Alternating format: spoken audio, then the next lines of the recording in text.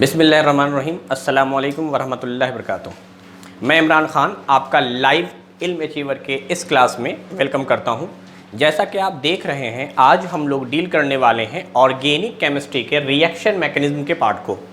और ये एक रिवीजन क्लास है जिसमें आप देखें सिर्फ एक बेंजीन से मैंने इतने सारे रिएक्शंस को लिखा है जिसको आज की क्लास में हम वन बाय वन डील करेंगे। टोटल 29 रिएक्शंस हैं। इन रिएक्शंस को लिखना है हमें और इनके साथ में स्टेप देखने हैं। पूरे ऑर्गेनिक केमिस्ट्री में इस तरह से अगर आप देखें, अगर मैं चार्ट बना कर आपको रिएक्शन पढ़ाऊं तो मुश्किल से 5 या 6 ही चार्ट बन पाते हैं, उसमें पूरे ऑर्गेनिक केमिस्ट्री के रिएक्शंस आ जाते हैं। जैसे एक पहले चार्ट में 29 रिएक्शन है, तो इस तरह से पढ़ने में एक फ़ायदा ये है आपको कि डिफरेंट चैप्टर के तमाम इंपॉर्टेंट रिएक्शंस कवर अप हो जाते हैं। और आप देखेंगे जब ये 4 या 5 शीट हो जाएगी, यानी मेरा 4 या 5 लेक्चर हो जाएगा, तो ऑर्गेनिक केमिस्ट्री के अंदर कोई ऐसा रिएक्शन नहीं बचेगा जो कवर अप नहीं होगा सिलेबस के हिसाब से। तो मैं पहले बता देता हूँ आपको ये रिएक्शन है कैसे कैसे। तो ये बेंजीन है। बेंजीन का सबसे पहले हम लोगों ने क्लोरीन और एल्युमिनियम टेट्राक्लोराइड के प्रेजेंस में रिएक्शन कराया और जो प्रोडक्ट आएगा उसको हमने नंबर 1 नाम दिया, फर्स्ट प्रोडक्ट। उसके बाद इसको हीट किया गया है सोडियम हाइड्रोक्साइड के प्रेजेंस में, तो प्रोडक्ट 2 बना है। अब इस पे 3 रिएक्शंस कराए गए हैं। Bromine in the presence of carbon disulphide, फिर इसी में ब्रोमीन इन वाटर है, फिर इसी में कंसंट्रेटेड सल्फ्यूरिक नाइट्रिक एसिड का रिएक्शन कराया गया है, dilute nitric acid in the presence of concentrated sulphuric acid, और ये प्रोडक्ट बने हैं। फिर वापस आइए बेंजीन पर, कंसंट्रेटेड सल्फ्यूरिक एसिड का रिएक्शन करा के 7वां नंबर प्रोडक्ट बनाया गया है।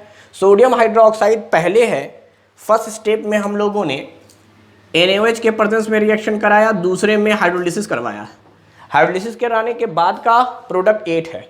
फिर जिंक डस्ट के प्रेजेंस में रिएक्शन करा के प्रोडक्ट नंबर 9 है। ये ओजोनोलिसिस है, ओजोन का जिंक के प्रेजेंस में रिएक्शन। फिर ये रिडक्शन है, हाइड्रोजन ऐड किया गया है।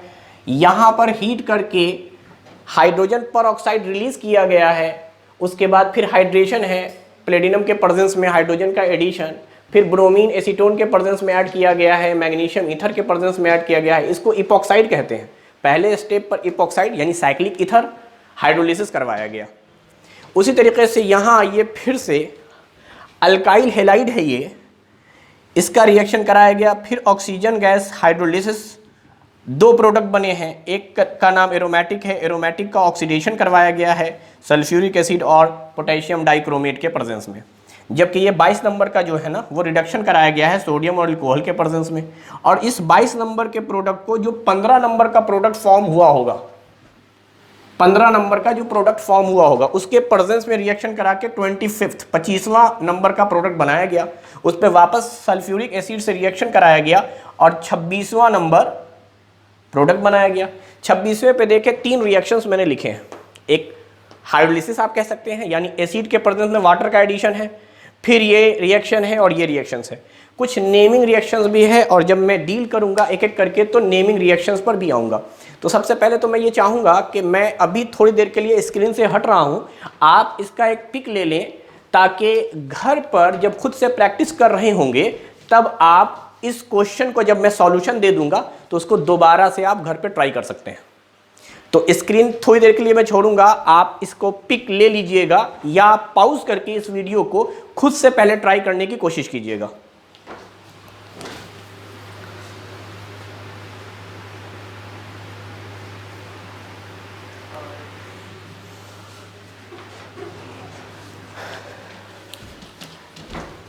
तो चलिए हम लोग रिएक्शन की शुरुआत करते हैं।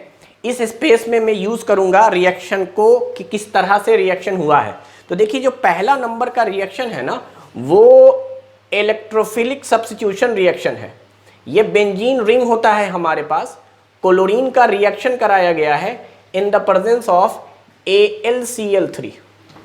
पहला रिएक्शन है और इसी पर बेस्ड ये इधर वाला भी रिएक्शन है, इसलिए मैं इसका थोड़ा सा मैकेनिज्म का पार्ट आपको यहीं पर डिस्कस कर लेता हूं। ये क्लोरीन जो है वो इस तरह से है, क्लोरीन क्लोरीन के बीच में single bond, and aluminium tetrachloride जो है वो लुईस बेस की तरह, सॉरी एसिड की तरह काम करता है। लुईस एसिड की तरह इसलिए काम करता है क्योंकि एल्युमिनियम का ऑक्टेट कंप्लीट नहीं होता है। एल्युमिनियम 13 ग्रुप एलिमेंट है, तो इसके अंदर 3 इलेक्ट्रॉन होंगे, वैलेंस इलेक्ट्रॉन, और ये तीनों बॉन्ड बनाकर टोटल 6 इलेक्ट्रॉन रखे हुआ है एल्युमिनियम अपने आउटर मोस्ट ऑर्बिट में। तो ऑक्टेट के लिए इसको अभी भी 2 इलेक्ट्रॉन की जरूरत है, इसीलिए एक ऑर्बिटल इसका वैकेंट है। तो होता क्या है कि क्लोरीन अपना एक लोन पेयर इसको दे देता है। जैसे ही एक लोन पेयर इलेक्ट्रॉन देता है, क्लोरीन और इस एल्युमिनियम के बीच में एक कोऑर्डिनेट बॉन्ड बनता है। इस कोऑर्डिनेट बॉन्ड को हम लोग बाद में सिंगल कोवैलेंट बॉन्ड में कन्वर्ट करते हैं। जब हम इसको सिंगल कोवैलेंट बॉन्ड में कन्वर्ट करेंगे तो चूंकि क्लोरीन ने अपना लोन पेयर दिया था, इसलिए इसके ऊपर एक फॉर्मल चार्ज लगाएंगे केमिकल बॉन्डिंग के कॉन्सेप्ट से, और चूंकि इसने दिया है इसलिए इसके ऊपर आएगा पॉजिटिव चार्ज, इसने लिया है तो इस पे आएगा नेगेटिव चार्ज। अब देखो ये क्लोरीन में क्लोरीन पे जैसे ही पॉजिटिव चार्ज आया, क्लोरीन की इलेक्ट्रॉन नेगेटिविटी बढ़ गई। शुरू में 2 क्लोरीन की इलेक्ट्रॉन नेगेटिविटी सेम थी, तो उनके बीच में प्योर कोवैलेंट बॉन्ड था। अब ये बॉन्ड पोलर हो जाएगा। पोलर इसलिए हो जाएगा क्योंकि इसके ऊपर चार्ज आ गया है। चार्ज आने की वजह से इसका साइज छोटा हो गया, इलेक्ट्रॉन नेगेटिविटी बढ़ गई। ये बड़ा साइज है, इसकी इलेक्ट्रॉन नेगेटिविटी कम है, तो इसका मतलब जो ज्यादा इलेक्ट्रॉन नेगेटिव है वो खींचेगा, तो ये बॉन्ड टूटेगा। अब इस क्लोरीन पे आएगा प्लस चार्ज और ये इलेक्ट्रॉन को लेके हो जाएगा न्यूट्रल। तो सबसे पहले स्टेप पर ये एल्युमिनियम ट्राइक्लोराइड जो कि लुईस एसिड है, वो काम क्या करता है, तो वो एक इलेक्ट्रोफाइल जनरेट करता है। ये इलेक्ट्रोफाइल कहलाता है। इसमें इलेक्ट्रॉन की कमी है क्योंकि अब इसके पास 6 इलेक्ट्रॉन बचे हैं। अकेला क्लोरीन एटम होता तो 7 इलेक्ट्रॉन थे, प्लस चार्ज आ गया, इसका मतलब इसके पास अब 1 इलेक्ट्रॉन की और कमी हो गई। तो इसके पास टोटल वैलेंस इलेक्ट्रॉन जो है वो 6 है। इसका मतलब इसको लोन पेयर ऑफ इलेक्ट्रॉन चाहिए, तो वो loan pair of electron benzene का कोई भी कार्बन दे सकता है। क्योंकि बेंजीन में पाई बॉन्ड है, पाई बॉन्ड की वजह से ये रेजोनेंस करता है। रेजोनेंस करने की वजह से कोई बॉन्ड टूट गया मान लो इस तरीके से, तो क्या होगा कि कहीं एक जगह पॉजिटिव चार्ज आएगा और कहीं एक जगह negative charge with lone pair. यही लोन पेयर दे दिया जाएगा। तो पहले स्टेप पर आप देखेंगे तो क्या पाएंगे, आप पाएंगे कि इस तरह से क्लोरीन आकर यहां जुड़ गया है और डबल बॉन्ड यहां पर है। अब ये प्लस चार्ज रेजोनेंस करेगा सबसे पहले, तो रेजोनेंस के बाद क्या होगा कि ये बॉन्ड इधर शिफ्ट होगा, नेगेटिव पॉजिटिव में बॉन्ड बना लेगा, प्लस चार्ज यहां, फिर इस प्लस चार्ज के हिसाब से ये टूटेगा, प्लस नेगेटिव के बीच में बॉन्ड बन जाएगा। रेजोनेंस प्रोसेस स्टार्ट हो जाता है। उसके बाद यहां पे आ जाएगा प्लस चार्ज। अब यहां पे रेजोनेंस तो हो नहीं सकता, तो यहां से डीप्रोटोनेशन होता है। एक H जो है, एक H जहां पे क्लोरीन जुड़ा है, वही उसी कार्बन पर जो H है वो अपना 1 इलेक्ट्रॉन देकर जाएगा H प्लस के फॉर्म में। तो ये H प्लस के फॉर्म में जाता है, इसको कहते हैं डीप्रोटोनेशन स्टेप। ये नेगेटिव पॉजिटिव मिलाकर फिर से बॉन्ड बना लेता है, यानी एक रेजोनेंस वाला स्टेप हो जाता है। यानी कुल मिलाकर क्लोरीन आके जुड़ जाता है, और ये H जो गया है ना, ये वापस इस क्लोरीन को खींचकर HCl बना देता है, और ये एज अ कैटलिस्ट काम करता है। तो ये पूरा रिएक्शन था। तो आप देखें ऑर्गेनिक प्रोडक्ट आपको क्या मिला, तो आपको पहले स्टेप पर जो ऑर्गेनिक प्रोडक्ट मिला है वो ये मिला है कि बेंजीन पे जब भी क्लोरीन से मतलब रिएक्शन कराएंगे तो बेंजीन के किसी भी कार्बन से H निकलेगा और वो इस Cl से अलग हो जाएगा, एक क्लोरीन बच जाएगा, वही क्लोरीन किसी भी कार्बन से आके लग जाएगा। तो ये हमारा प्रोडक्ट नंबर फर्स्ट है, इसको हम क्लोरोबेंजीन कहते हैं। तो पहले स्टेप पर जो प्रोडक्ट हमारा बना वो क्लोरोबेंजीन था। अब क्लोरोबेंजीन का जब आप हीट कराते हैं NaOH के प्रेजेंस में तो ये कहलाता है डाउ प्रोसेस।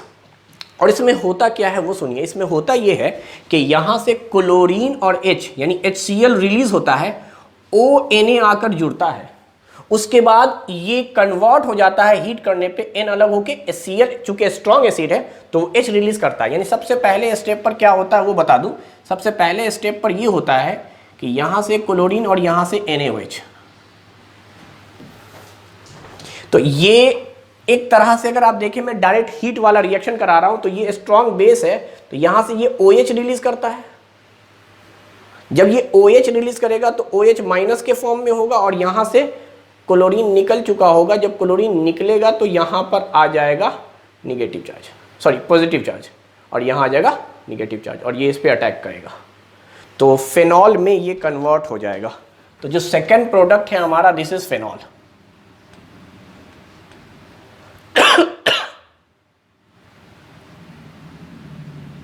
साथ में NaCl, ये बेस था OH रिलीज करेगा, NaCl अलग होगा।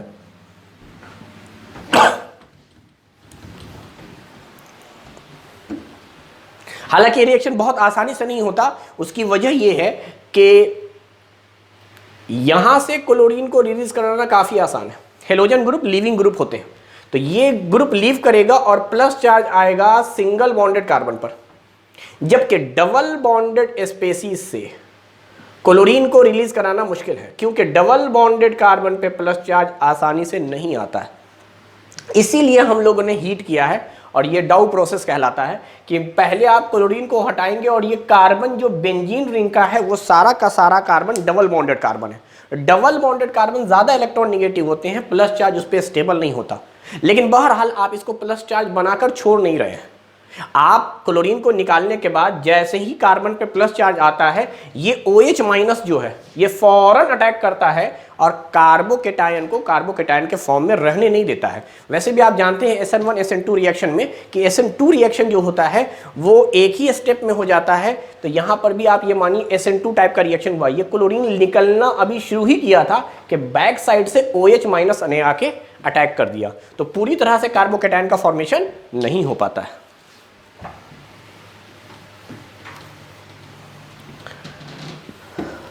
अब देखो, फेनॉल के हमें चार रिएक्शन पढ़ने हैं। यहाँ ब्रोमीन के प्रेजेंस में पढ़ना है और सल्फ्यूरिक एसिड के प्रेजेंस में पढ़ना है। ब्रोमीन का जब भी रिएक्शन हुआ, जैसे ये क्लोरीन था ना, तो इस रिएक्शन का नाम होता है क्लोरीनेशन, या इन जनरल नाम है हेलोजिनेशन। उसी तरीके से यहाँ पर फेनॉल का जो रिएक्शन हम करा रहे हैं उसका इन जनरल नाम है ब्रोमिनेशन या हेलोजिनेशन। तो होता क्या है कि आपको इतना तो पता चल ही गया कि बेंजीन पर कोई भी ग्रुप लगाया जाए ये कहलाता है इलेक्ट्रोफिलिक सब्स्टिट्यूशन रिएक्शन, यानी यहाँ इलेक्ट्रोफाइल जनरेट होते हैं, क्योंकि बेंजीन जो है ना इस पाई इलेक्ट्रॉन की वजह से इलेक्ट्रॉन रिच स्पेसीज है बेटा। जब ये इलेक्ट्रॉन रिच स्पेसीज हैं तो इसका मतलब ये एज अ न्यूक्लियोफाइल काम करेंगे और इनको कोई इलेक्ट्रोफाइल से रिएक्शन कराना है। तो बेंजीन में तो आप कहीं पर भी लगा दो, लेकिन आपने पढ़ा होगा अगर बेंजीन के ऊपर कोई ग्रुप लगा हुआ है और इस ग्रुप के पास सिग्मा बॉन्ड और लोन पेयर है, तो ये लोन पेयर यानी मेसोमेरिक इफेक्ट शो कर रहा है, वो भी प्लस है, ये दे रहा है अपना लोन पेयर बेंजीन रिंग को, और बेंजीन रिंग में रेजोनेंस ऑर्थो पैरा पोजीशन को निगेटिव बना रहा है, ऑर्थो और पैरा पोजीशन को निगेटिव बना रहा है due to this lone pair of electron. तो बेंजीन में तो आपने कहीं पर भी क्लोरीन लगा दिया था, कोई दिक्कत नहीं था, लेकिन एक बार जब आपका बन गया है फेनॉल, तो फेनॉल कुछ इसी तरह का ग्रुप है जिसमें आप ऑक्सीजन के ऊपर देखते हैं लोन पेयर ऑफ इलेक्ट्रॉन। तो ऑक्सीजन का जो लोन पेयर ऑफ इलेक्ट्रॉन होता है वो रेजोनेंस करता है, रेजोनेंस करने की वजह से ऑर्थो और पैरा पोजीशन पे निगेटिव चार्ज आता है। तो इसका मतलब क्या हुआ कि ये जो इलेक्ट्रोफाइल होगा ये अटैक करेगा हमेशा ऑर्थो या पैरा पोजीशन पर, ऑर्थो या पैरा पोजीशन पे अटैक करेगा। याद रखिए ब्रोमीन का रिएक्शन कराना है, ये तो मैंने इन जनरल बात बता दिया आपको, ब्रोमीन का रिएक्शन कराना है आपको, तो यहां इलेक्ट्रोफाइल ब्रोमीन बनेगा। ये है हमारे पास फेनॉल जिसमें ऑक्सीजन के पास लोन पेयर है। तो जब आप ब्रोमीन का रिएक्शन कराते हैं in the presence of CH2, तो ब्रोमीन एक इलेक्ट्रोफाइल जनरेट करता है। वो इलेक्ट्रोफाइल कहाँ आके लग सकता है? वो आकर लग सकता है या तो ऑर्थो पर, या तो वो ऑर्थो पे लग जाए आकर, या वो लगेगा आकर पैरा पोजीशन पर, या तो ऑर्थो पे लगे या पैरा पे लगे। तो याद रखिए ज्यादा स्टेबल प्रोडक्ट लिखना है, क्योंकि आपको कोई एक ही प्रोडक्ट लिखना है, एक ही प्रोडक्ट लिखना है। तो आप कौन सा प्रोडक्ट लिखेंगे जो सबसे ज्यादा स्टेबल हो? तो यहां पर तो बेटा स्टेरिक हिंड्रेंस होता है। ये याद रखिएगा कि ब्रोमीन का साइज काफी बड़ा है, जिसकी वजह से ब्रोमीन अपना लोन पेयर दे नहीं सकता इस एसिडिक हाइड्रोजन को। अगर लोन पेयर दे देता बेटा, बैक बॉन्डिंग हो जाता, तो यहां पे इंट्रामोलिकुलर हाइड्रोजन बॉन्डिंग होता जिसका नाम चिलेशन है। तो फ्लोरीन अगर यहां पर होता तो हम लोग जानते हैं कि ऑर्थोफ्लोरोफेनॉल ये ऑर्थो पोजीशन है। अब फ्लोरीन का फ्लोरो वर्ड आता है, अगर फ्लोरीन होता तो ऑर्थोफ्लोरोफेनॉल के अंदर चिलेशन होता है। चिलेशन का मतलब ये एसिडिक हाइड्रोजन बॉन्ड बना लेता इस फ्लोरीन के लोन पेयर के साथ। क्योंकि फ्लोरीन का साइज छोटा होता है तो लोन पेयर आराम से वो दे देता है, जिसकी वजह से 6 मेंबर रिंग बन जाता है। लेकिन यहां पर आप देखें ब्रोमीन का लोन पेयर काफी अंदर है और ब्रोमीन का साइज काफी बड़ा है, जिसकी वजह से ब्रोमीन आराम से लोन पेयर डोनेट नहीं कर सकता। जब लोन पेयर डोनेट नहीं करेगा तो यहां बॉन्डिंग नहीं होगी। जब बॉन्डिंग नहीं होगी तो अब इसके अंदर रिपल्सन शुरू हो जाएगा। स्टेरिक हिंड्रेंस या इलेक्ट्रॉनिक क्लाउडिंग की वजह से इनमें रिपल्सन शुरू हो जाएगा। रिपल्सन की वजह से ये लेस स्टेबल हो जाएंगे। जबकि यहां पर पैरा पोजीशन पे इतना ज्यादा डिस्टेंस है कि ना तो बॉन्डिंग हो सकता है ना तो रिपल्सन हो सकता है। बॉन्डिंग का मतलब अट्रैक्शन, तो पैरा पोजीशन जस्ट अपोजिट होने की वजह से ना तो अट्रैक्शन होगा ना तो रिपल्सन होगा। तो दो प्रोडक्ट में मैं कहता हूं this para substituted product is major product. तो यहां पे जो तीसरा नंबर मैं बना रहा हूं प्रोडक्ट, वो बनेगा हमारे पास पैरा ब्रोमोफेनॉल। माइनर प्रोडक्ट ऑर्थो भी बनेगा, बट मुझे एक ही लिखना है तो मैं पैरा लिखूंगा। एक और बड़ी अच्छी बात है, ब्रोमीन इस वक्त जो CS2 था ना, वो आपका नॉन पोलर सॉल्वेंट है। CS2 का अगर आप स्ट्रक्चर देखें तो कार्बन डाइऑक्साइड की तरह है, कार्बन डाइऑक्साइड की तरह है। तो ये बिल्कुल लीनियर स्ट्रक्चर है, इसका डाइपोल मोमेंट 0 आएगा। तो ये नॉन पोलर सॉल्वेंट है। लेकिन वाटर अगर मैं रख दूं, यही रिएक्शन की बात कर रहा हूं चौथे की, वाटर के प्रेजेंस में अगर मैं ब्रोमीन का रिएक्शन करा रहा हूं तो water is a polar solvent. Polar solvent क्या करता है, रिएक्शन की एक्टिविटी को बढ़ा देता है बेटा, रिएक्शन की एक्टिविटी को बढ़ा देता है, यानी फास्ट कर देता है। तो जब पोलर सॉल्वेंट रहा करे तो ये मानकर चलेंगे हम कि एक ही फेनॉल में ये ब्रोमीन इस कदर एक्टिव हो गए हैं कि एक ही फेनॉल में ऑर्थो पैरा सारे के सारे पोजीशन पर आकर ब्रोमीन लग जाएंगे। ऑर्थो पर भी लगेगा, पैरा पे भी लगेगा, ये एक साथ। तो ये याद रखिएगा, ये क्वेश्चन कई बार पूछा जाता है। नॉन पोलर में उतना ज्यादा एक्टिव नहीं है तो अकेला अकेला प्रोडक्ट बनेगा, ऑर्थो वाला एक और पैरा वाला दूसरा। लेकिन जब पोलर रहेंगे तो एक ही में ऑर्थो पैरा सारे के सारे सब्स्टिट्यूट हो जाएंगे, यानी बहुत ज्यादा रिएक्टिविटी हो जाता है पोलर सॉल्वेंट के प्रेजेंस में हेलोजन का। तो फेनॉल के अंदर ये रिएक्शंस बड़े इंपॉर्टेंट है कि कहां पर हम लोग देख रहे हैं। तो पोलर अगर हो ना तो एक ही में तीनों जोड़ दो, तो इसको हम लोग क्या नाम देंगे, अगर हम काउंटिंग करें यहां से फंक्शनल ग्रुप यहां से काउंटिंग करें तो 2 4 6 2 4 6 ट्राई ब्रोमोफेनॉल। ये भारत, चलो ऐसे ही मैंने नाम की बात कर ली। अब देखो सल्फ्यूरिक एसिड तो कंसंट्रेटेड लिया गया है और डाइल्यूट नाइट्रिक एसिड लिया गया है। डाइल्यूट नाइट्रिक एसिड और सल्फ्यूरिक एसिड का जो कॉम्बिनेशन होता है वो कहलाता है नाइट्रेशन रिएक्शन। तो अगर हम लोग नाइट्रेशन रिएक्शन कराएं तो नाइट्रेशन रिएक्शन में होता ये है कि ये जो बेंजीन है HNO3 और सल्फ्यूरिक एसिड, इसमें सल्फ्यूरिक एसिड तो एसिड का काम करता है और नाइट्रिक एसिड बेस का काम करता है। तो ये क्या करता है, ये अपना एक H निकाल देता है प्लस के फॉर्म में। जब ये H निकाल देगा तो यहां पर बचेगा HSO4 माइनस, और ये OH निकाल देगा तो O भी चला गया H भी चला गया, तो यहां पे बचेगा NO2 प्लस OH माइनस। ये OH माइनस और ये H मिलकर तो बना लेता है वाटर।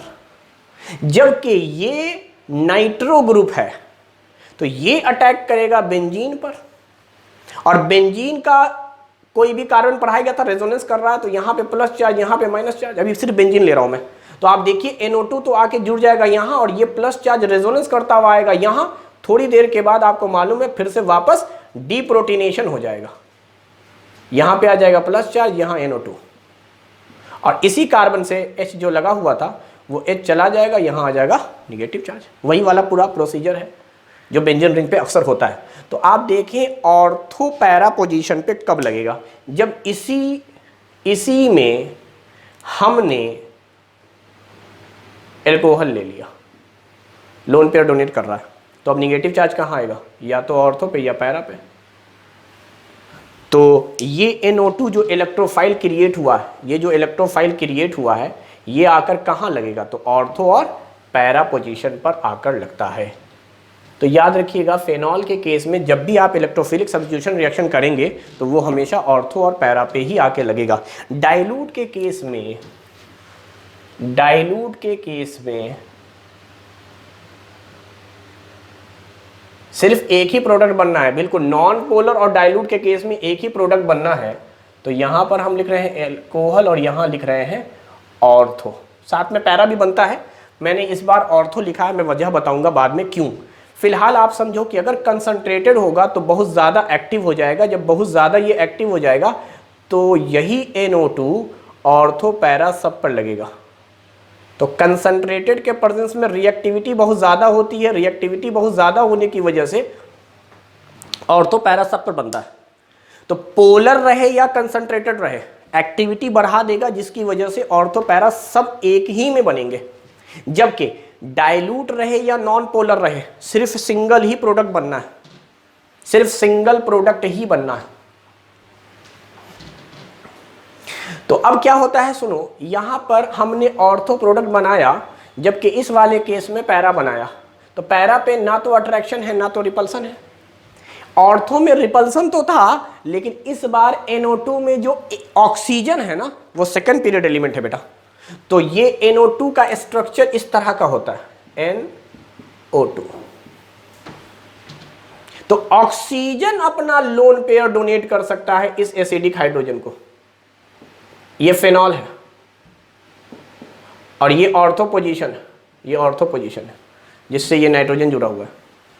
तो नाइट्रोजन अपना लोन पेयर नहीं देगा, लेकिन ऑक्सीजन अपना लोन पेयर दे देगा। ऑक्सीजन अपना लोन पेयर दे देगा तो एक चिलेशन फॉर्मेशन हो जाएगा। तो आप ये बात मान कर चलें कि ऑर्थो नाइट्रोफेनॉल में चिलेशन होता है, 6 मेंबर रिंग बनता है। तो यहां रिपल्सन को प्रिफर नहीं करेंगे, यहां पर अट्रैक्शन को प्रिफर करेंगे।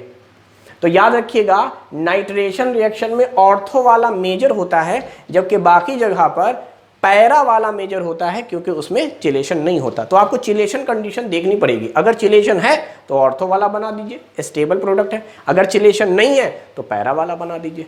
तो ये सारी बातचीत हो गई 6 प्रोडक्ट तक की।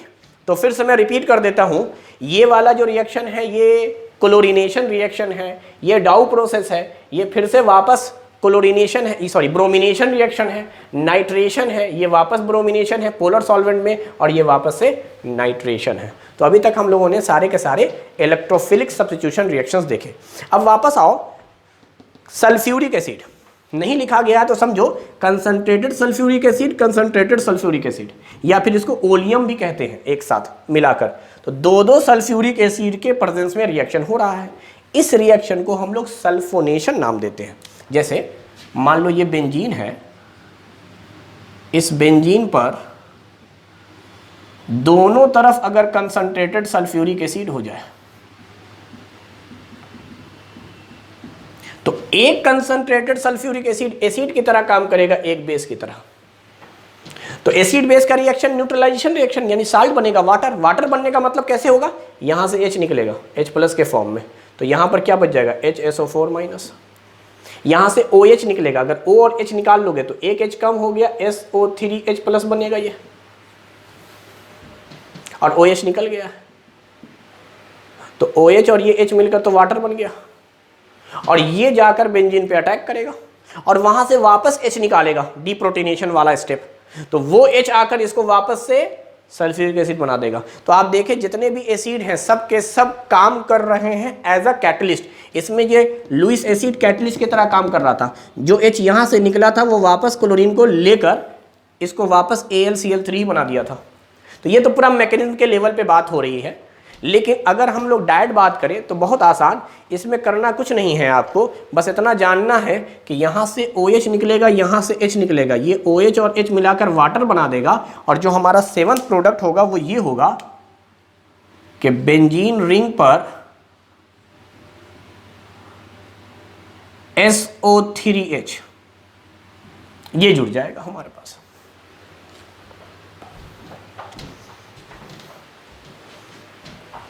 तो ये रिएक्शन होता है हमारे लिए। अब देखो ये NaOH और हाइड्रोलिसिस, इसका काम होता है यहां से सल्फर डाइऑक्साइड गैस को रिलीज कराना। तो इसका मतलब ये सल्फर डाइऑक्साइड गैस SO2 अगर निकल गया तो 8वां प्रोडक्ट हमारे लिए वापस से फेनॉल बन गया, क्योंकि एक S और 2 ऑक्सीजन जब निकाल दोगे तो एक ऑक्सीजन और H बचेगा। तो दिस इज कॉल्ड फेनॉल, यानी वापस से फेनॉल बन गया। जो दूसरे स्टेप पे फेनॉल बना था वो अब फिर इस तरह से भी फेनॉल बना सकते हैं। अब फेनॉल पे जिंक डस्ट का जब इस्तेमाल करते हैं तो आप जानिए ये एक रिडक्शन वाला प्रोडक्ट है, रिड्यूसिंग एजेंट है। ये क्या करता है, ये ऑक्सीजन को खींचता है, ऑक्सीजन को खींचकर ये जिंक ऑक्साइड बना लेता है और यहां पर बचता है बेंजीन।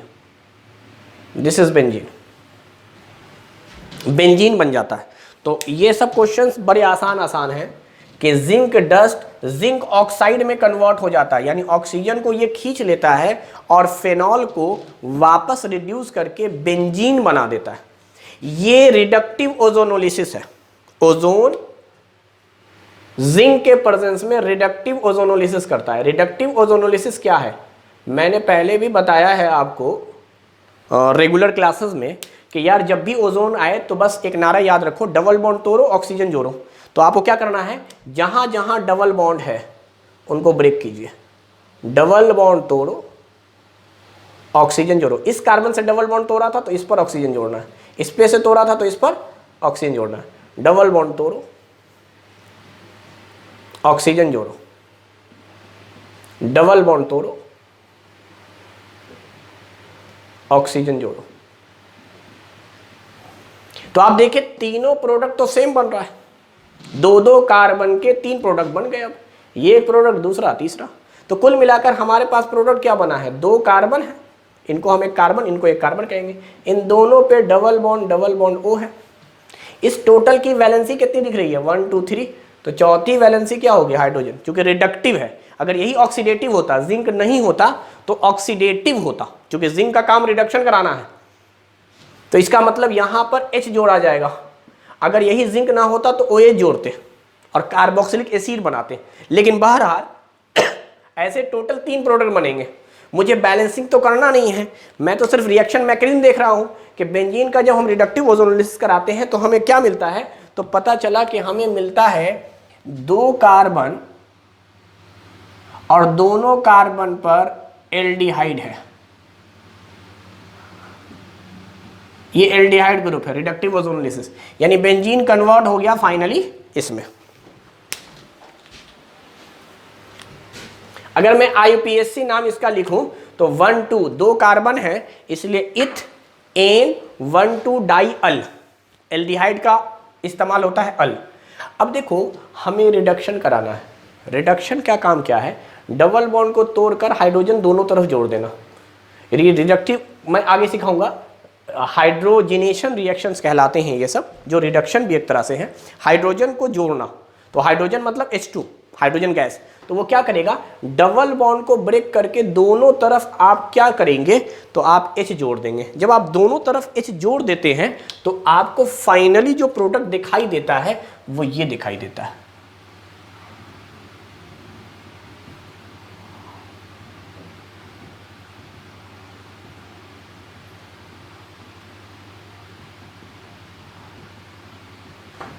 ये दिखाई देता है, इसको हम लोग डाई एल्कोहल भी कहेंगे। तो ये दिखाई देगा जिसका नाम है 1 2, मतलब 2 कार्बन है तो इथ एन 1 2 डाई ओल, ये अल था वो ओल है। अब क्या करेंगे, इसमें से H2O2 रिलीज कराना है, यानी H2O2 का मतलब हो गया कि मैं इसी को दोबारा से दिखला देता हूं कि अब हमारे पास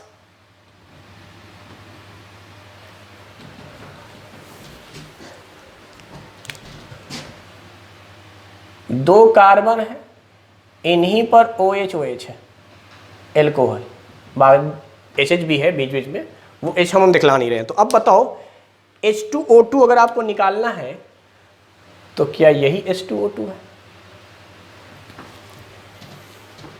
तो जब H2O2 निकलेगा तो यहां पर आपको मिलेगा इथेन, ये एक फ्री रेडिकल रिएक्शन होता है, यानी यहां से OH निकलता है, O पे डॉट आता है, उस कार्बन से भी यहां पर CH2 डॉट है क्योंकि इस कार्बन पे 2 हाइड्रोजन है। फिर उसी तरह से यहां पर OH पे डॉट आता है और यहां CH2 डॉट आता है। ये दोनों आपस में मिल जाते हैं, पहले से तो सिंगल बॉन्ड था, एक डॉट और मिल जाता है और ये आपस में मिलकर परऑक्सी बॉन्ड बना लेते हैं। तो ये इस तरह का स्ट्रक्चर बन जाता है और ये वापस में CH2 डबल बॉन्ड CH2।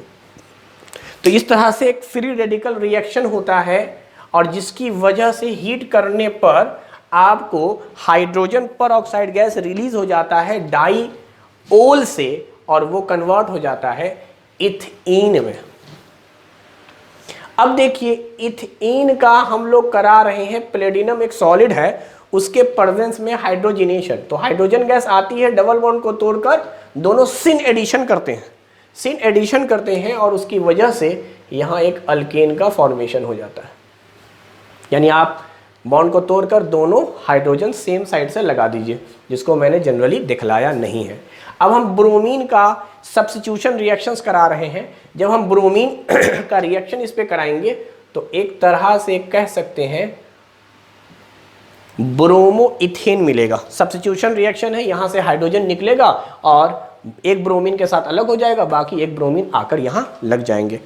अब आप देखिए हम मैग्नीशियम का इंसर्ट करा रहे हैं। मैग्नीशियम यानी मेटल के प्रेजेंस में जब रिएक्शन कराते हैं, ये भी फ्री रेडिकल रिएक्शंस होते हैं और इस वक्त इसका नाम है ग्रिग्नार्ड रिएक्शन।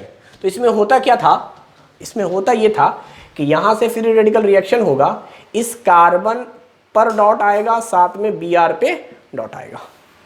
अब देखो मैग्नीशियम क्या करेगा, सेकंड ग्रुप एलिमेंट है, इसके पास 2 इलेक्ट्रॉन होते हैं, एक इलेक्ट्रॉन वो इसको दे देगा, एक इलेक्ट्रॉन इसको दे देगा। जब इसको एक इलेक्ट्रॉन मिलेगा तो ये बन जाएगा निगेटिव, ये बन जाएगा निगेटिव और ये बन जाएगा पॉजिटिव पॉजिटिव। तो मैग्नीशियम इसके साथ ही बॉन्ड बना लेगा, इसके साथ ही बॉन्ड बना लेगा, इसलिए कहते हैं मैग्नीशियम बीच में इंसर्ट कर जाएगा।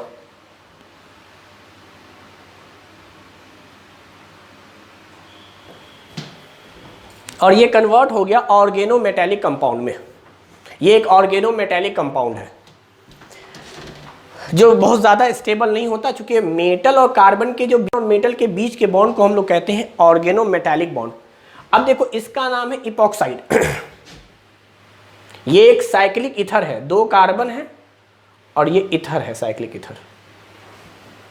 होता क्या है, ऑक्सीजन जब भी कार्बन के साथ आता है, चूंकि ऑक्सीजन ज़्यादा इलेक्ट्रॉन निगेटिव होता है तो ये क्या करता है, इलेक्ट्रॉन को अपनी तरफ खींचता है। अब ये सिग्मा बॉन्ड था, चूंकि 2 कार्बन है, this is carbon and this is carbon. तो कार्बन ऑक्सीजन के बीच में इधर एक सिंगल बॉन्ड है, कार्बन ऑक्सीजन के बीच में इधर एक सिंगल बॉन्ड है।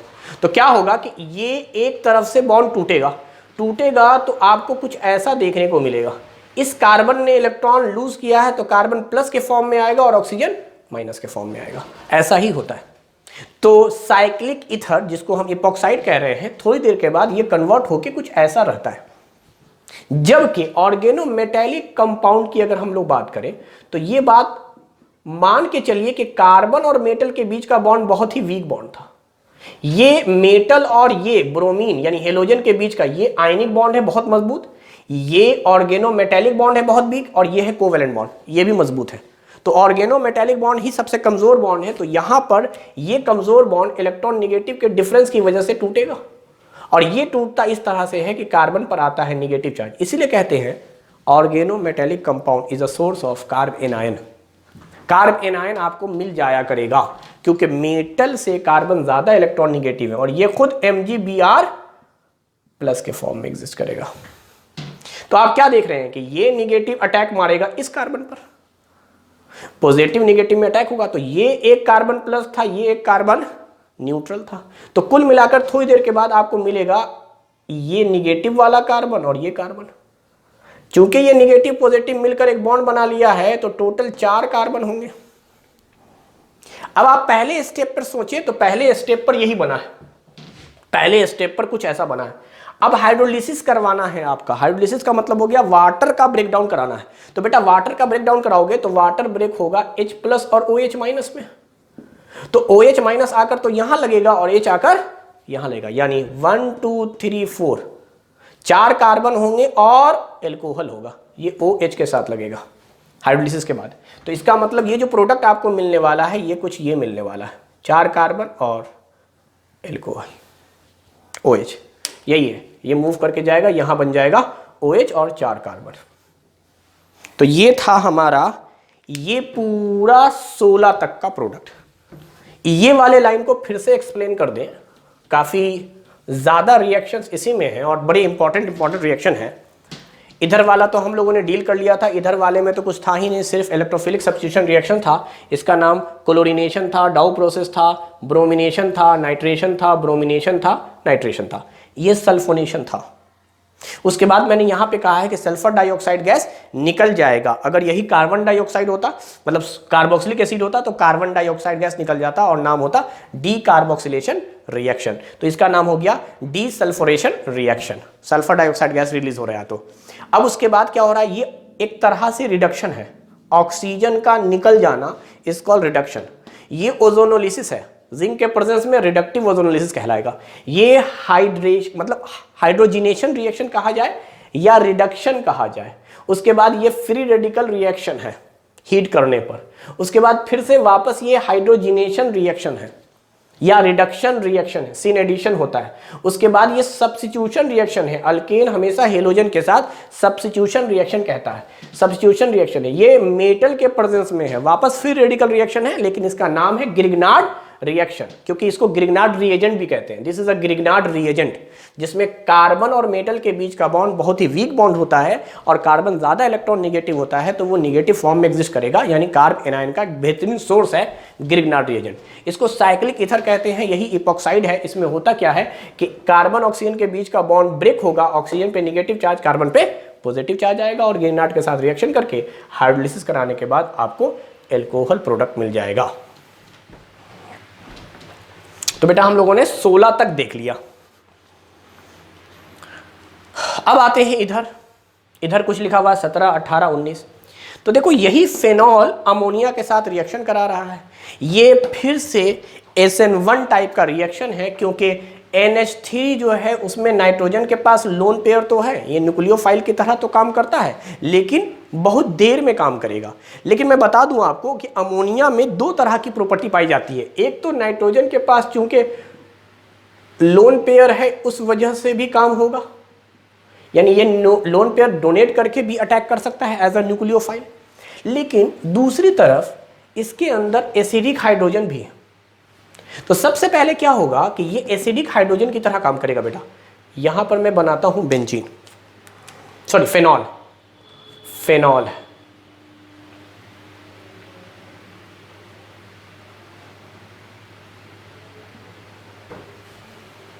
तो होता क्या है, सबसे पहले कि ये एक एसिडिक हाइड्रोजन है, तो नाइट्रोजन अपना, अब इस पे नेगेटिव चार्ज आ गया। जब इस पर नेगेटिव चार्ज आ जाता है तो अब ये स्ट्रॉन्ग न्यूक्लियोफाइल की तरह काम करता है। जब तक लोन पेयर था और न्यूट्रल कंपाउंड था तब तक वीक था, इसीलिए सबसे पहले एसिडिक हाइड्रोजन देता है। अब ये एसिडिक हाइड्रोजन को ये ऑक्सीजन अपना लोन पेयर देता है और लोन पेयर देकर ये कन्वर्ट हो जाता है वाटर में और ऑक्सीजन पे आ जाता है प्लस चार्ज। ऑक्सीजन पे जब प्लस चार्ज आता है तो ये बॉन्ड टूट जाता है और ऑक्सीजन न्यूट्रल हो जाता है और ये वाटर बन जाता है।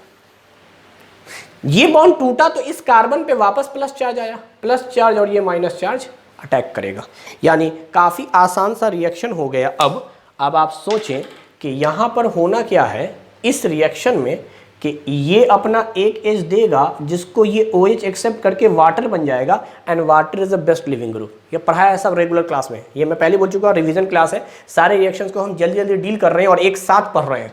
तो देखो फेनॉल के बहुत सारे रिएक्शंस यहीं पे समझ में आ जाएंगे। फेनॉल के 3-4 रिएक्शंस ले लिए, फिर यहाँ से फेनॉल का रिएक्शंस ले लिया, फिर इधर भी फेनॉल का रिएक्शन ले लिया, और बेंजीन से हम फेनॉल में कैसे कन्वर्ट कर रहे हैं उसके 2-3 तरीके आपको इसी रिएक्शन में समझ में आ जाएंगे। एक तरीका ये है, एक तरीका ऐसे भी है। बहरहाल खैर, तो मैं बात कर रहा था कि ये अपना एक H देगा और इस OH को बना देगा वाटर। जब वाटर बन जाएगा तो वाटर निकल जाएगा, वाटर के निकलने से ही इस कार्बन पे आ जाएगा पॉजिटिव चार्ज और ये NH2 अटैक मारेगा और ये कन्वर्ट हो जाएगा एनेलीन में, NH2, बेंजीन रिंग पर NH2 ग्रुप आ जाएगा। This is called एनेलीन।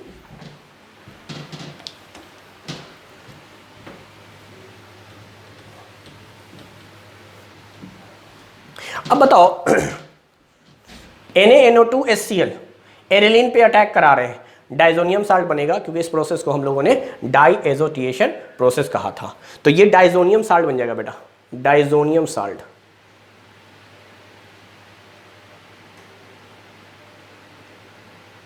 जिसमें एक N पे प्लस चार्ज है, एक क्लोरीन पे निगेटिव चार्ज है, और इसी प्लस माइनस की वजह से इसका नाम साल्ट है।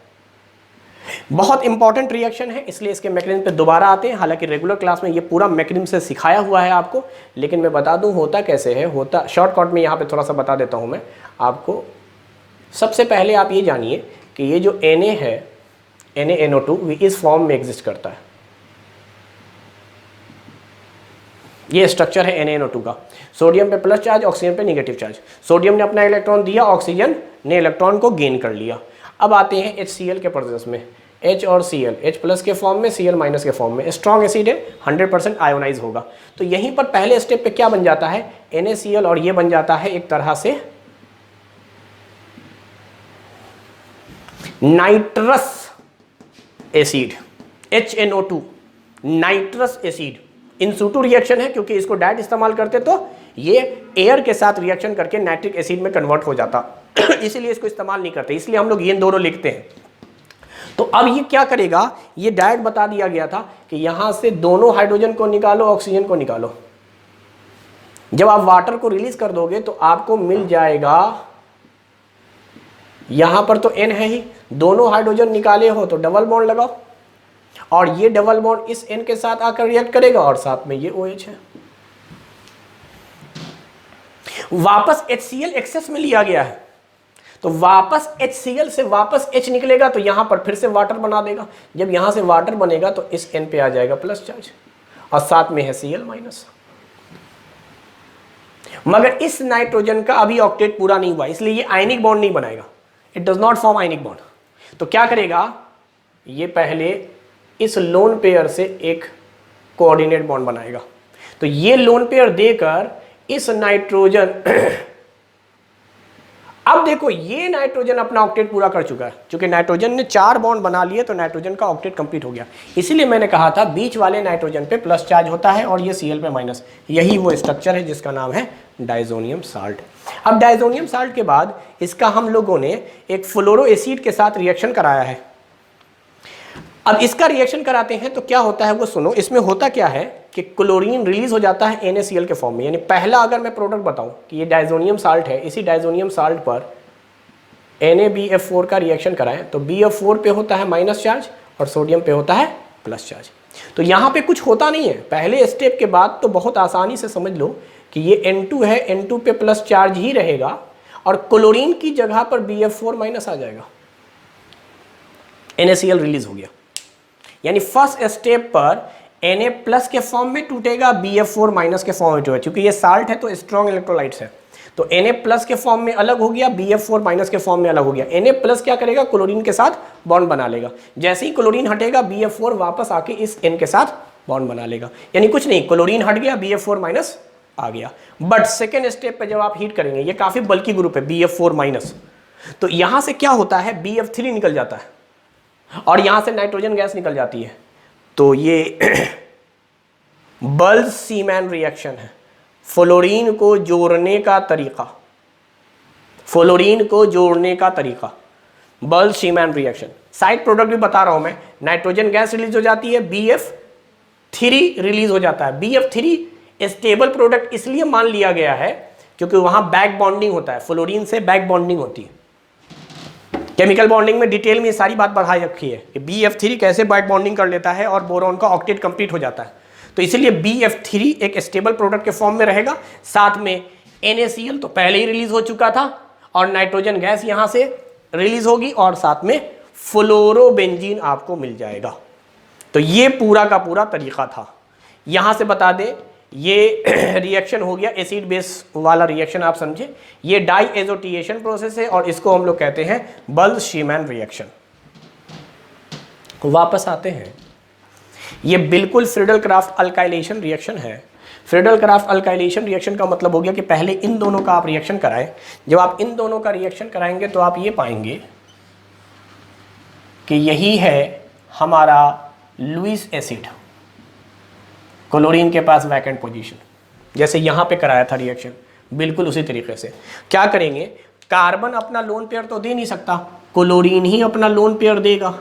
क्लोरीन लोन पेयर देगा तो क्लोरीन के साथ यहाँ बॉन्ड बना लेगा ये, और ये बॉन्ड टूट जाएगा, यानी इस तरह से कार्बोकेटाइन मिल जाएगा, और साथ में ये क्लोरीन आकर यहाँ लग जाएंगे, और यहाँ माइनस और यहाँ प्लस।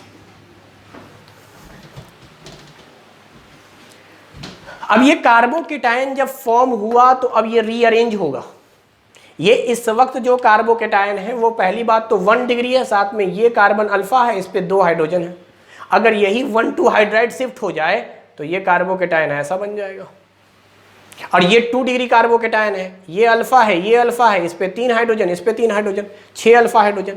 तो 1,2 हाइड्राइड शिफ्ट करके बेटा इसको सेकेंडरी कार्बोकेटाइन में कन्वर्ट कर देंगे। अब ये सेकेंडरी कार्बोकेटाइन बेंजीन पे अटैक मारेगा। जब ये बेंजीन पे अटैक मारेगा तो हमें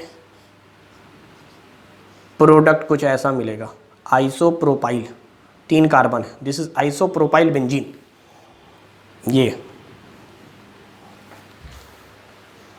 ये बहुत फेमस रिएक्शन है कि ऑक्सीजन से रिएक्शन कराकर हाइड्रोलिसिस करवा दें आइसोप्रोपाइल बेंजीन का। आइसोप्रोपाइल बेंजीन का हम लोग रिएक्शन करा दें ऑक्सीजन के प्रेजेंस में।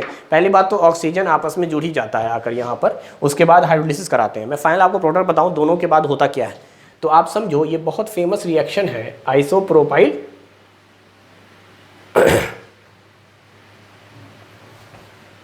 यहां से ये बॉन्ड तोड़ देना,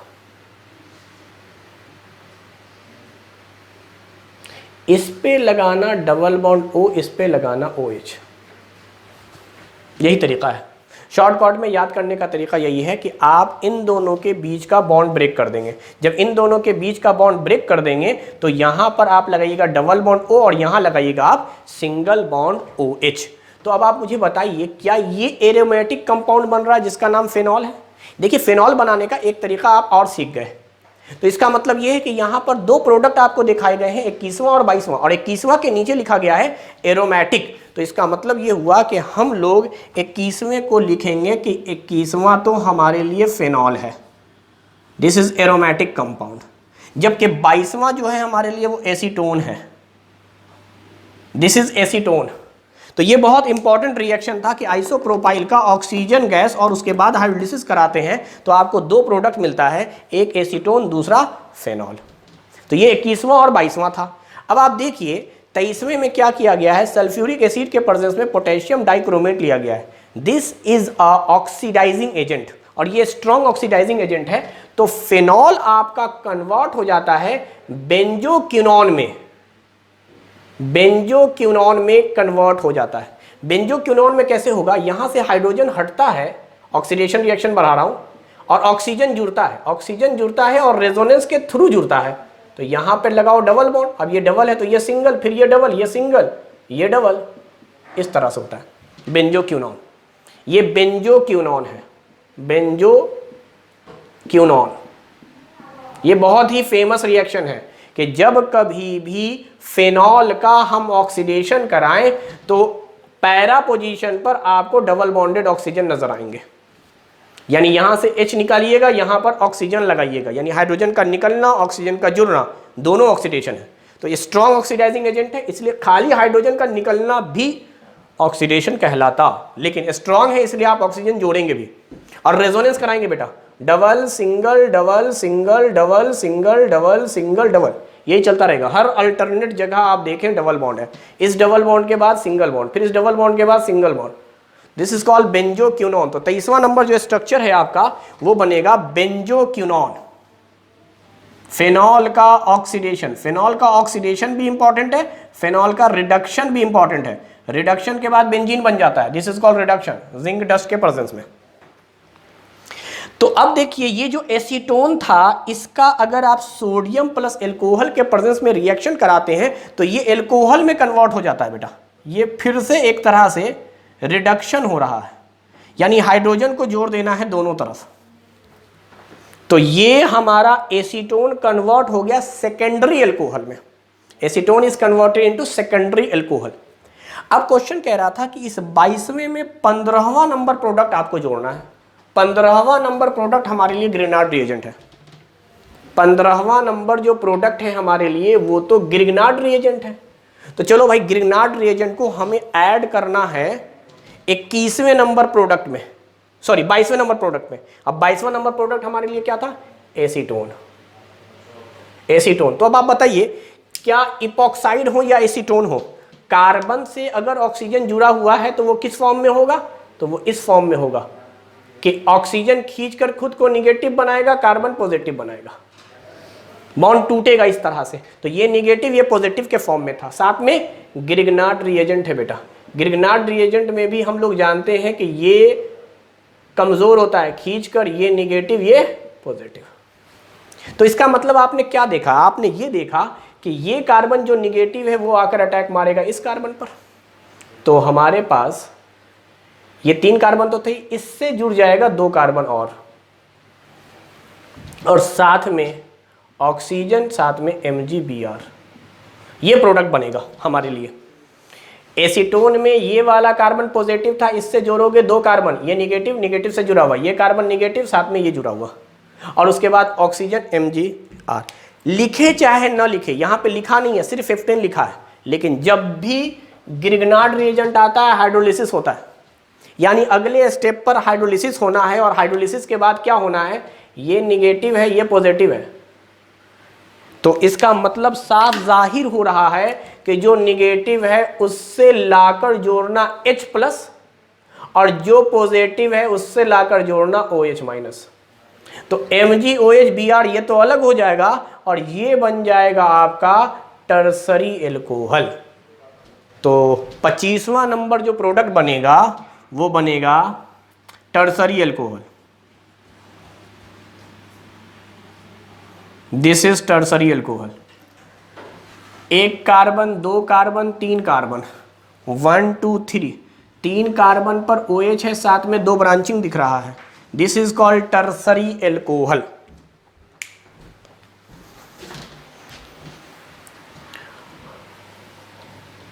अब देखिए, यहां तक तो बात हो गई, यहां तक तो बात हो गई।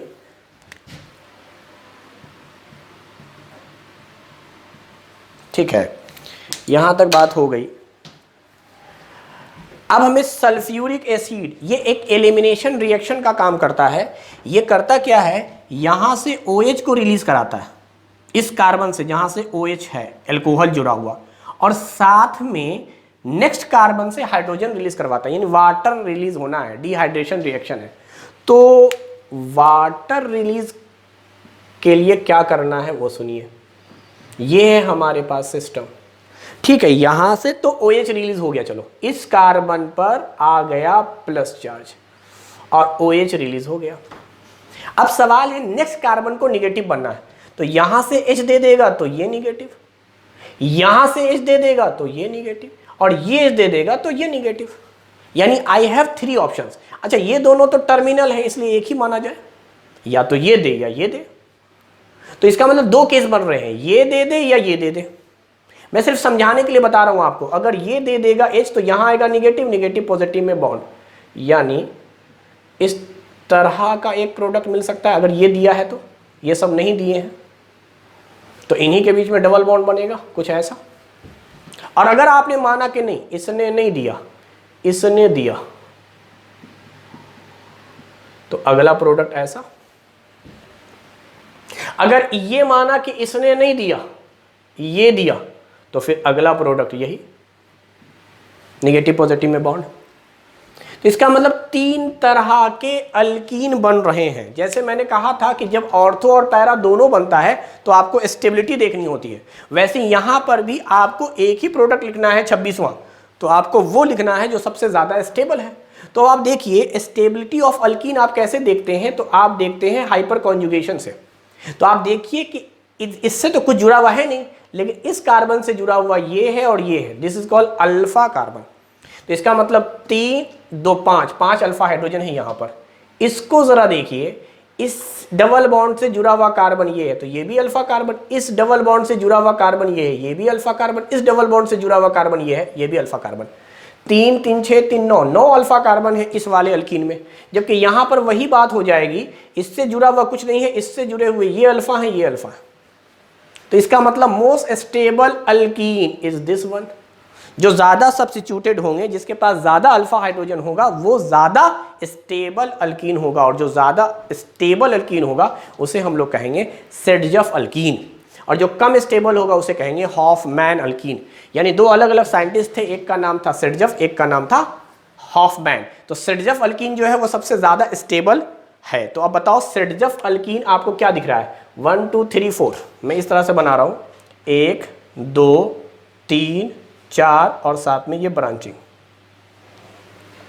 1 2 3 4 और साथ में तीसरे पे ब्रांचिंग। तो ये है हमारा most stable alkene. This is the most stable alkene, that is Saytzeff alkene. अब इसमें आपको 3 रिएक्शन बताए गए हैं। एसिड के प्रेजेंस में वाटर को जोड़ना है, और ये जो है आपका, और ये दोनों रिएक्शंस पे थोड़ी देर बाद में आऊंगा मैं। पहले ये रिएक्शन बताता हूं। तो सुनो, सबसे पहले क्या होता है, यहां पे कार्बोकेटायन का फॉर्मेशन होता है। वो कार्बोकेटायन जैसे ही फॉर्म करेगा, अब उसके बाद रीअरेंजमेंट देखा जाएगा। तो अब आप मुझे बताओ कार्बोकेटायन कैसे बनेगा? पाई बॉन्ड को ब्रेक करना। जब पाई बॉन्ड को तुम ब्रेक करोगे तो यहां पर भी प्लस चार्ज आ सकता है, यहां भी प्लस चार्ज आ सकता है। तो स्टेबिलिटी ऑफ कार्बोकेटायन देखना है। अगर मैं यहां प्लस चार्ज मानता हूं तो इससे जुड़ा हुआ ये कार्बन और ये कार्बन अल्फा होगा, 2 ही अल्फा कार्बन हुए। यहां पे अगर पॉजिटिव चार्ज मानता हूं तो ये अल्फा होगा, ये अल्फा होगा, ये अल्फा होगा। यानी कार्बोकेटायन जो मुझे सबसे ज्यादा स्टेबल दिख रहा है वो यहां दिख रहा है, और ये कार्ब एनायन बन रहा है। कार्ब एनायन को भी रहने देते हैं, पहले हम स्टेबिलिटी ऑफ कार्बोकेटायन की बात करते हैं। यानी ये पाई बॉन्ड इस तरह से टूटेगा कि ये कार्बोकेटायन बनेगा, और जो कार्बन पे प्लस चार्ज है उस पर लाकर जोड़ देना OH, क्योंकि अब ये रीअरेंज नहीं हो रहा। यही सबसे ज्यादा स्टेबल कार्बोकेटायन है। ये प्लस चार्ज यहां शिफ्ट नहीं हो सकता, यहां नहीं हो सकता, यहां नहीं हो सकता। तो this carbocation is the most stable carbocation. अब उसी पर लाके जोड़ दो OH को, और H को लाकर यहां जोड़ दो जो कार्ब एनायन वाला था। तो इसका मतलब ये हमारे पास एडिशन ऑफ वाटर है, वाटर जुड़ गया। हाइड्रेशन रिएक्शन कहलाता है ये कहलाता है हाइड्रोबोरेशन रिएक्शन। तो हाइड्रोबोरेशन रिएक्शन जो है वो एंटी मार्कोनिकॉफ रूल को फॉलो करता है, क्योंकि परऑक्सी बॉन्ड के प्रेजेंस में होता है। परऑक्सी बॉन्ड हो और हाइड्रोबोरेशन हो तो आपको ऐड वाटर ही करना है, परऑक्सी बॉन्ड में वाटर ही ऐड करना है। मगर एंटी मार्कोनिकॉफ रूल कहता है कि आपको लेस स्टेबल कार्बोकेटायन की तरफ जोड़ना है OH को। तो लेस स्टेबल कौन बनेगा बेटा? लेस स्टेबल कौन बनेगा बताओ? ये वाला कार्बोकेटायन लेस स्टेबल बनेगा। हालांकि लेस स्टेबल नहीं बनता, परऑक्सी बॉन्ड में हमेशा फ्री रेडिकल रिएक्शन होता है। फ्री रेडिकल रिएक्शन होता है तो आपको हमेशा लेस स्टेबल के साइड में जोड़ देना है OH, क्योंकि ये टूटता है एक तरह से OH में, तो OH आके जुड़ जाता है। तो आप ये मानकर चलें कि ये हाइड्रोबोरेशन में एंटी मार्कोनिकॉफ रूल फॉलो करना है, जबकि ये कहलाता है ऑक्सीमर्क्यूरेशन। मरकरी आया है ना, तो Hg इज अ मरकरी, और ये कहलाता है ऑक्सीमर्क्यूरेशन डीमर्क्यूरेशन रिएक्शन या ऑक्सीमर्क्यूरेशन रिडक्शन। डीमर्क्यूरेशन का मतलब हो गया ऑक्सीजन का उल्टा, तो ऑक्सीडेशन का उल्टा रिडक्शन। तो इसमें भी मार्कोनिकॉफ रूल फॉलो करेगा, और मार्कोनिकॉफ रूल कहता है मोस्ट स्टेबल कार्बोकेटायन। तो आप 29वें का जब आप प्रोडक्ट बनाएंगे तो 29वें का प्रोडक्ट भी आएगा इसी तरीके से।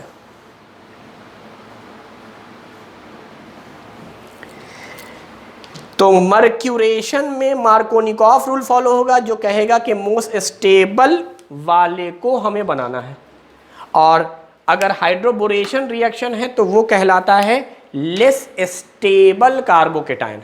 अब यहाँ पे एक कंफ्यूजन ये है बच्चों को कि सर वाटर का जब आपने एडिशन कराया था, यानी हाइड्रेशन रिएक्शन और ऑक्सीमर्क्यूरेशन में फ़र्क क्या है? तो देखो, ऑक्सीमर्क्यूरेशन और हाइड्रेशन में एक बेसिक फ़र्क ये है कि इसमें हाइड्रेशन की बात कर रहा हूँ, आपको स्टेबल कार्बोकेटायन पहले पाई बॉन्ड को तोड़ के बना लेना है। जो भी पाई बॉन्ड है, अब पहली बार टूटेगा तो यहाँ पे प्लस चार्ज आ सकता है या यहाँ आ सकता है। उसके बाद आपको रीअरेंज भी करना है, यानी यहाँ रीअरेंजमेंट की फैसिलिटी है, लेकिन इनमें नहीं है। यानी ऑक्सीमर्क्यूरेशन रिएक्शन में रीअरेंजमेंट नहीं होगा, बस पाई बॉन्ड जहां पर तोड़ना है वहीं पे तोड़ के स्टेबल बना लो, लेकिन आगे आप नहीं कर सकते। मिसाल के तौर पे मैं एक बात बता रहा हूं सिर्फ आपको, हालांकि ये रिएक्शन है नहीं, बस सिर्फ और सिर्फ आपकी अंडरस्टैंडिंग सही हो इसके लिए बता रहा हूं। मान लीजिए यहां डबल बॉन्ड है और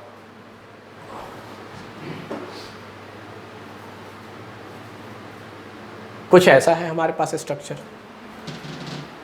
अब इसमें हम लोग क्या कर रहे हैं, इसमें हम लोग 3 रिएक्शन देख रहे हैं समझने के लिए। पहला रिएक्शन हम लोग ले रहे हैं हाइड्रोबोरेशन, हाइड्रोबोरेशन रिएक्शन ले रहे हैं। दूसरा ले रहे हैं मर्क्यूरेशन, और तीसरा हम लोग ले लेंगे एसिडिक मीडियम में वाटर का ऐड करना। तो अब मुझे बताओ ये क्या कहता है, ये कहता है कि आपको पाई बॉन्ड इस तरह से तोड़ना है कि लेस स्टेबल कार्बोकेटायन बने। तो लेस स्टेबल कार्बोकेटायन यहां पे बनेगा 1 2 3 4 5, 1 2 3 4 5। दूसरे पे ये ब्रांचिंग था और आपको यहीं पर लाकर OH जोड़ देना है। ये तो हमारा हो गया हाइड्रोबोरेशन रिएक्शन, जिसमें आपको एंटी मार्कोनिकॉफ रूल फॉलो करना है, यानी पाई बॉन्ड को जस्ट ब्रेक कर दीजिए, लेस स्टेबल कार्बोकेटायन बना दीजिए।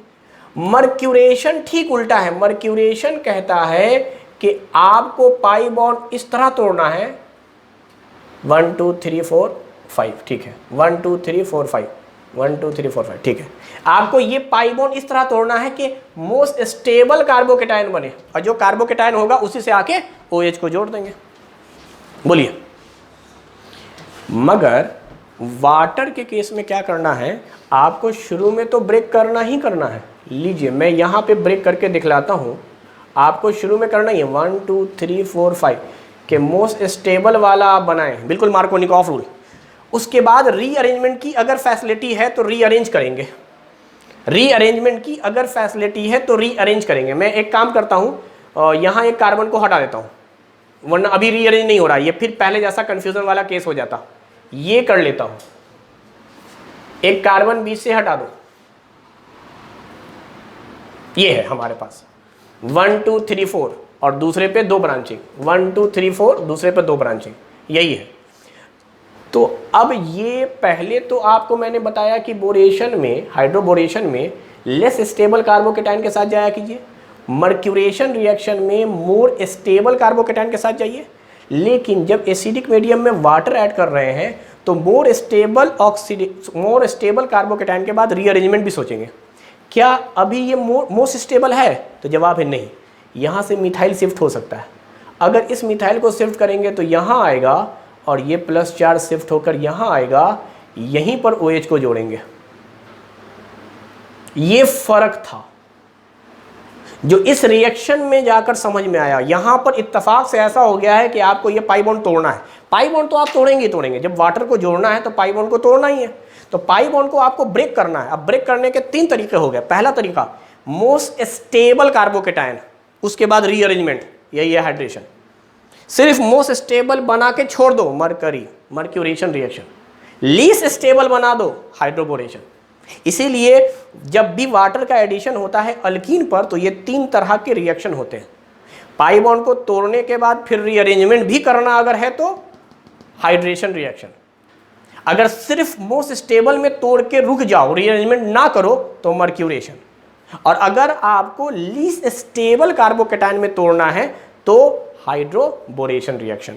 तो मैंने सिर्फ और सिर्फ समझाने के लिए यहाँ पे ये मिसाल लिया था ताकि रीअरेंजमेंट आपको समझ में आए। रीअरेंजमेंट हम लोग करते हैं जब मर्क्यूरेशन या हाइड्रोबोरेशन रिएक्शन नहीं होता है तो, वरना Markovnikov anti Markovnikov rule follow होता है। तो ये कुल मिलाकर आज ऑर्गेनिक केमिस्ट्री के अच्छे खासे पोर्शन और बहुत सारे चैप्टर्स के हमने अलग अलग रिएक्शंस देखे हैं। तो वो कुछ मिक्स करके हमने क्वेश्चन दिया था और ये टोटल 29 रिएक्शन हो गया है विथ सॉल्यूशन और कुछ रिएक्शन मैकेनिज्म के साथ। फास्ट इसलिए चले क्योंकि बहुत सारे रिएक्शंस हम पहले से ही मैकेनिज्म के साथ पढ़ चुके हैं। Oxidation, reduction, electrophilic substitution reactions, ये सारे रिएक्शंस।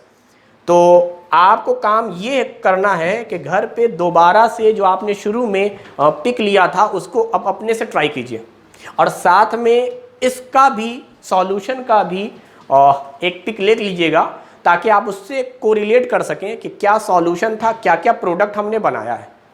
तो हर रिएक्शन का जो नंबर है उसके सामने आपको प्रोडक्ट मैंने लिख दिया है कि ये प्रोडक्ट है। तो आज का लेक्चर हम यहीं पे ख़त्म करते हैं। Thank you very much.